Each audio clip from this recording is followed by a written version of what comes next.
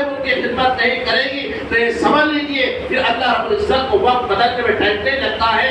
آج آپ کے والدین بوڑھے ہیں، کل آپ کو بوڑھا ہونا ہے، پھر آپ کی اولاد آپ کے سامنے جوان ہو جائے گی. اس لیے جب تک والدین زندہ ہے والدین کو اللہ کی بہت بڑی نعمت سمجھ کر کے ان کی قدر کر لیجیے، ان کی دعائیں لیجیے. ماں باپ کی ایک دعا آپ کی زندگی میں بہار پیدا کر سکتی ہے اور ماں باپ کی ایک بد دعا آپ کی زندگی کو تباہ کر سکتی ہے.